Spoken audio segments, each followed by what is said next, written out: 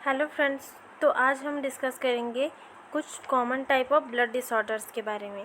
ठीक है, जो मोस्ट कॉमन होता है।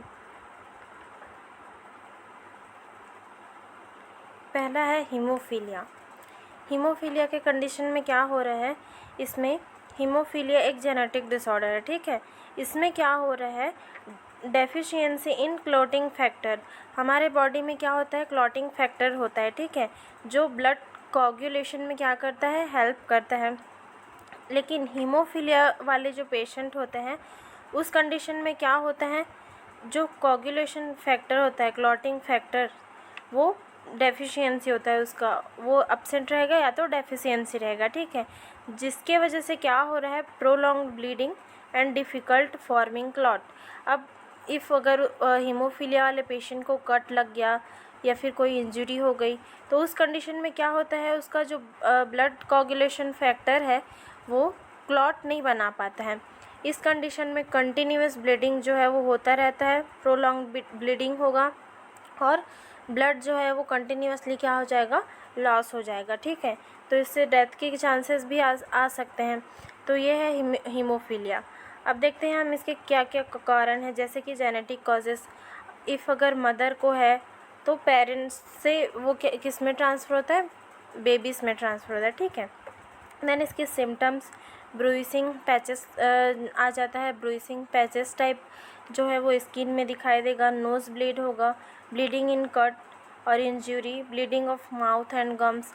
उसको छोटा सा भी अगर कट लग गया तो हमारे जैसे नॉर्मल पर्सन में क्या होता है, अगर कट लग गया है तो कुछ टाइम तक ब्लीडिंग होता है, उसके बाद खुद ही वो क्या होता है, क्लॉटिंग होता है, क्लॉटिंग फैक्टर स्टार्ट होगा, वो ब्लड जो है वो क्लॉट हो जाता है और उसके बाद फिर ब्लीडिंग जो है वो ऑटोमेटिक स्टॉप हो जाता है। लेकिन हीमोफीलिया के कंडीशन में पेशेंट में क्या हो रहा है, क्लॉटिंग फैक्टर का डिफिशियंसी है। अब डेफिशिएंसी होने की वजह से क्या हो रहा है, क्लॉट का फॉर्मेशन हो ही नहीं पा रहा है। तो इस कंडीशन में क्या होगा, उसको इंजरी होगा और इंजरी के कंडीशन में कंटिन्यूअस ब्लीडिंग होता रहेगा। ठीक है, क्लॉट का फॉर्मेशन नहीं हो पाएगा। इसका मैनेजमेंट देख लेते हैं। मैनेजमेंट में फर्स्ट एड, इफ़ अगर उसको इंजरी हुई है तो उसको तुरंत वहाँ पे क्या करना है, फर्स्ट एड करना है। रिप्लेसमेंट थेरेपी क्या होता है, रिप्लेसमेंट थेरेपी में जो क्लॉटिंग फैक्टर्स होते हैं, जो अब्सेंट होता है या डेफिशिएंसी होता है जिसका, उसको क्या किया जाता है, रिप्लेस किया जाता है थ्रू ड्रिपिंग मेथड या इंजेक्टिंग मेथड, डायरेक्टली कहाँ, वेंस में, ताकि जो क्लॉटिंग फैक्टर है वो नॉर्मल हो सके बॉडी में। Next one is thalassemia. Thalassemia is a inherited disorder. ये भी पेरेंट्स के थ्रू बेबीज़ में ट्रांसफ़र होते हैं। ठीक है, इसमें क्या हो रहा है, कैरेक्टराइज्ड बाय रिड्यूस और absent amount of haemoglobin the and oxygen carrying protein inside the red blood cell. जो ऑक्सीजन कैरिंग प्रोटीन होता है, जिसको इसके टाइप्स में अल्फ़ा एंड बीटा के रूप में हम जानते हैं। ठीक है, वो उसका क्या रहता है, या तो रिड्यूस रहेगा या तो एब्सेंट रहेगा उसका अमाउंट में। ठीक है, तो इसको क्या बोलेंगे हम, थैलेसीमिया। जिसकी वजह से क्या हो रहा है, देखो पेलनेस रहेगा, जॉइंडिस होगा, फैटिक रहेगा, फ्रिक्वेंट इन्फेक्शन और बोन डिफॉर्मिलिटीज़ जो है वो क्या होगा, कॉज होगा। क्योंकि ऑक्सीजन कैरिंग कैपेसिटी, जो ऑक्सीजन कैरिंग प्रोटीन है हमारे रेड ब्लड सेल में, उसका अमाउंट जो है वो क्या है, या तो रिड्यूस है या तो एब्सेंट है। उस कंडीशन में अब प्रॉपर अमाउंट में ऑक्सीजन नहीं मिल पा रहा है बॉडी को, तो पेलनेस है, जॉइंडिस कॉज करेगा, फैटिगनेस, फ्रिक्वेंट इन्फेक्शन, इजीली जो है वो क्या हो जाएगा, उस पेशेंट को इन्फेक्शन कॉज करेगा, बोन डिफॉर्मेलिटीज़, ऐसे चीज़ें जो है वो उसको क्या होगा, कॉज होगा। इसका जो कॉजेस है थैलेसीमिया का, वो क्या है, हेरिडिटरी, जैसे मैंने बताया कि पेरेंट्स टू चिल्ड्रंस, ये क्या हो रहा है, ट्रांसफ़र हो रहा है। ठीक है, और अनदर कॉजेस में जीन म्यूटेशन। देन आता है इसकी ट्रीटमेंट में genetic counselling. Genetic counselling if अगर पेरेंट्स में किसी को भी, मदर या फादर को कोई जेनेटिक डिसऑर्डर है तो चिल्ड्रंस में भी होने के चांसेस है ना। जैसे थैलेसीमिया ही पेरेंट्स में से किसी एक को है तो बेबीज़ में होने के चांसेस होते हैं, तो उसके लिए हम जेनेटिक काउंसलिंग देंगे पेरेंट्स को। ठीक है, देन आता है प्रीनेटल स्क्रीनिंग कि बेबीज़ में या फिर फिटस में कोई एबनॉर्मलिटीज़ तो नहीं है, उसको असेस करने के लिए प्रीनेटल स्क्रीनिंग कराया जाता है। ठीक है, कैरियर स्क्रीनिंग एक आनुवांशिक परीक्षण है। ठीक है, इसमें क्या करते हैं, ये पता लगाया जाता है कि जो पेरेंट्स हैं वो किसी प्रकार के जो आनुवांशिक डिजीज़ हैं, किसी डिसऑर्डर को तो कैरी नहीं किए हैं, उसके कैरियर तो नहीं है, उसको असेस करने के लिए कैरियर स्क्रीनिंग किया जाता है, ताकि जो बेबी है, जो फेटस है, उसमें ये बीमारी ना हो, उसके लिए। Then iron chelation therapy. Iron chelation therapy कब यूज़ किया जाता है, जब आयरन का ओवरलोड हो जाता है। आयरन का ओवरलोड मोस्टली उन पेशेंट में देखा जाता है जिसको कंटिन्यूस या बार बार ब्लड ट्रांसफ्यूजन होता है, उसमें आयरन का जो अमाउंट है वो क्या हो जाता है, इंक्रीज़ हो जाता है, जिसके लिए आयरन किलेशन थेरेपी को यूज़ किया जाता है। ठीक है, देन आता है ल्यूकेमिया, जिसको नॉर्मली ब्लड कैंसर बोला जाता है। ठीक है, इसमें क्या होता है, the blood and bone marrow and is caused by the rapid production और एबनॉर्मल वाइट ब्लड सेल। इसमें एबनॉर्मल वाइट ब्लड सेल का क्या होता है, प्रोडक्शन होता है, जिसकी वजह से क्या होता है, वाइट ब्लड सेल क्या करते हैं, जैसे कोई इन्फेक्शन या वायरल इन्फेक्शन अगर हो रहा है तो हमारे बॉडी में उसके साथ क्या करता है, फाइट करता है और उसको किल करने का काम करता है। लेकिन ल्यूकेमिया की कंडीशन में जो एबनॉर्मल वाइट ब्लड सेल का प्रोडक्शन होता है वो फाइट करने में एबल नहीं रहता। ठीक है, तो इससे इन्फेक्शन होने के चांसेस जो है वो बढ़ जाते हैं और ये डायरेक्टली बोन मैरो को भी अफेक्ट करता है, जिससे जो ब्लड सेल्स हैं, रेड ब्लड सेल, प्लेटलेट्स, इसका प्रोडक्शन प्रॉपर नहीं हो पाता है। ठीक है, जिससे खून की कमी, ऐसे सब प्रॉब्लम्स जो है वो पेशेंट को क्या करने पड़ते हैं, फेस करने पड़ते हैं। अब इसका कॉजेज़ देख लेते हैं कि कॉजेज़ क्या क्या, जैसे जेनेटिक डिसऑर्डर है ये, एक्सपोजर टू सर्टेन केमिकल्स, अगर कोई केमिकल्स के एक्सपोजर में आ रहा है तो उस कंडीशन में भी ल्यूकेमिया होता है।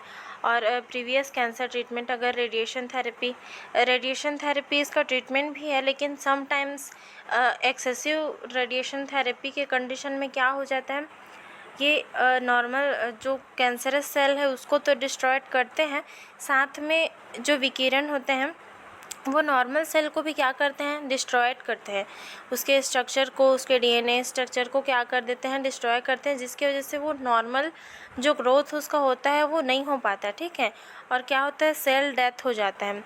तो ऐसे कंडीशन क्रिएट हो जाते हैं जिसकी वजह से ल्यूकेमिया जैसे डिजीज़ेस जो हैं वो कॉज होते हैं रेडिएशन थेरेपी की वजह से। अब इसमें हम सिम्टम्स देख लेते हैं। फैटिक, फीवर जैसे मैंने बताया कि एबनॉर्मल वाइट ब्लड सेल का प्रोडक्शन हो रहा है, तो वो जो भी इन्फेक्शन हमारे बॉडी में आ रहा है उसके साथ क्या करेगा, फाइट नहीं कर पाएगा, तो फीवर होगा, फैटिक होगा, स्वेलन लिम्फ नोड होगा, प्रॉपर अमाउंट में ब्लड और प्लेटलेट्स का प्रोडक्शन नहीं हो पा रहा है, तो फ्रीक्वेंट और सीवियर इन्फेक्शन। इसका मैनेजमेंट है कीमोथेरेपी, जिसमें एंटी कैंसरस ड्रग जो है उसका यूज़ किया जाता है। ठीक है, देन रेडिएशन थेरेपी, रेडिएशन का यूज़ करके जो एबनॉर्मल सेल्स जो हैं उसको क्या किया जाता है, किल किया जाता है। ठीक है, स्टेम सेल ट्रांसप्लांटेशन का ट्रीटमेंट होता है, जैसे हेल्थी स्टेम सेल्स को क्या किया जाता है, प्लेस किया जाता है जो अफेक्टेड स्टेम सेल है उसके जगह। ये 2 टाइप्स के होते हैं, एलोजेनिक और सिंजेनिक। ठीक है, एलोजेनिक में क्या होता है, कोई अनदर जो बॉडी है वहाँ से स्टेम सेल्स लिया जाता है, जैसे कोई रिलेटिव्स हैं जिसका स्टेम सेल्स पेशेंट के स्टेम सेल से रिलेटेड होता है या फिर मैच कर जाता है, तो वो होता है। ठीक है, एलोजेनिक। और सिंजेनिक में क्या होता है, जैसे ट्विंस बेबी है तो उसके स्टेम सेल्स को उसमें ट्रांसप्लांट किया जाता है जो अफेक्टेड है उस। Aplastic anaemia most common type of anaemia है। इस कंडीशन में क्या होता है, जो बॉडी है वो इनफ अमाउंट में या फिर स्टॉप कर देता है न्यू ब्लड सेल को प्रोड्यूस करने में।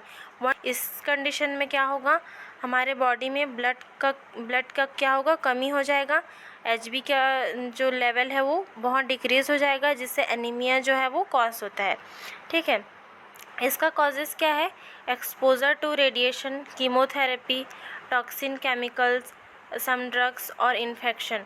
कुछ ड्रग्स हैं और रेडिएशन थेरेपी, कीमोथेरेपी, ये सारे जिनका ट्रीटमेंट चल रहा है, जैसे किसी को कैंसर वगैरह है और उसका कीमोथेरेपी या फिर रेडिएशन थेरेपी चल रहा है, तो इस कंडीशन में भी क्या होता है, जो हमारा बॉडी है वो रेड ब्लड सेल को प्रोड्यूस करना बंद कर देता है, ठीक है।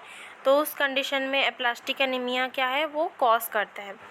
अब इसका सिम्टम्स में देखते हैं फैटिक, frequent infection, rapid heart rate, bleeding में अकर।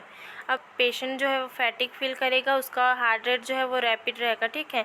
इजीली वो थक जाएगा क्योंकि उसके बॉडी में जितना अमाउंट में एचबी होना चाहिए, जितना अमाउंट में हीमोग्लोबिन होना चाहिए, उतना अमाउंट में क्या होता है, नहीं होता है। तो उस कंडीशन में वो फैटिक फील करेगा, इजीली थक जाना है, rapid heart rate, bleeding cause होगा। ये ऐसे सारे प्रॉब्लम्स जो है वो क्या होता है, कॉज होता है। इसका मैनेजमेंट है स्टेम सेल ट्रांसप्लांटेशन, ठीक है, bone marrow transplantation.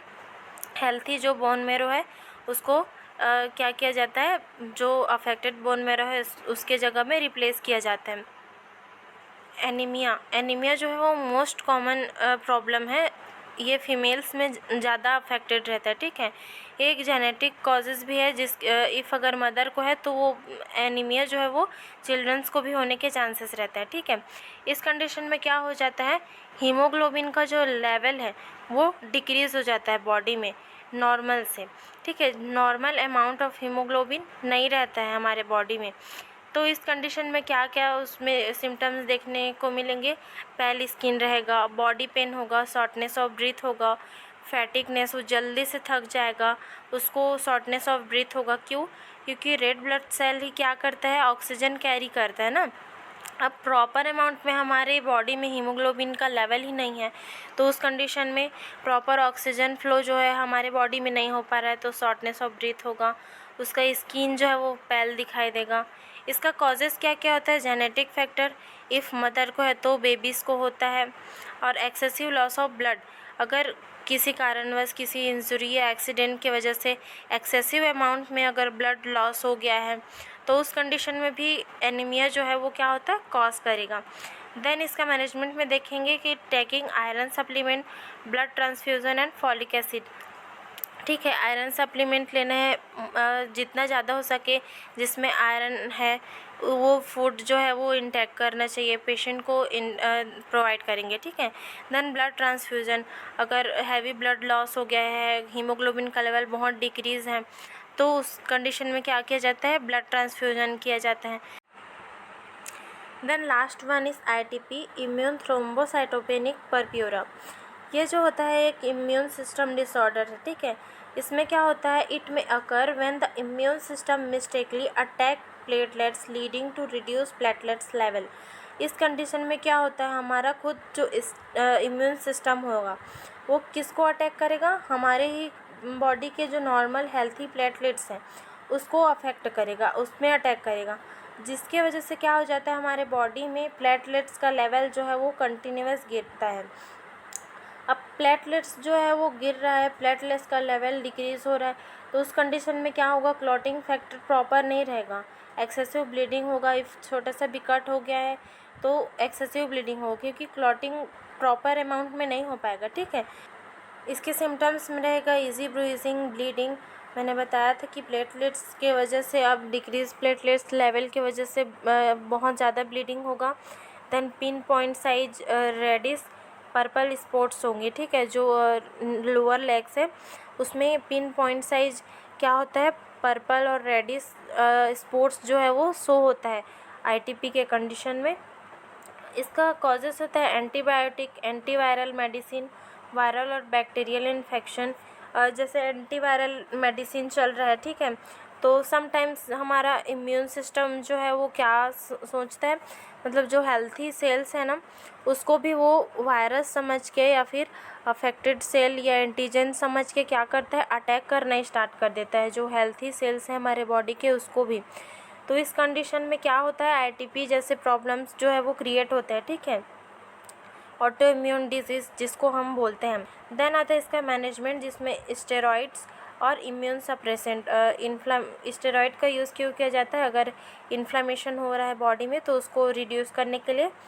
Immune suppression क्यों प्रोवाइड किया जाता है, ऑटो इम्यून के कंडीशन में, जब हमारा बॉडी का इम्यूनिटी हमारे नॉर्मल सेल को भी अटैक करना स्टार्ट कर देता है ना, तो उस कंडीशन में इम्यून सप्रेशन जो है वो पेशेंट को क्या किया जाता है, प्रोवाइड किया जाता है, ताकि इम्यून सिस्टम को वो रेगुलेट कर सके और जो नॉर्मल सेल का जो डेथ हो रहा है, डैमेज कर रहा है जो नॉर्मल सेल को, उसको हम रोक सकें, उसके लिए इम्यून सप्रेशन यूज़ किया जाता है। सो ये था कुछ common types of blood disorders. I hope आप लोगों को समझ में आया होगा।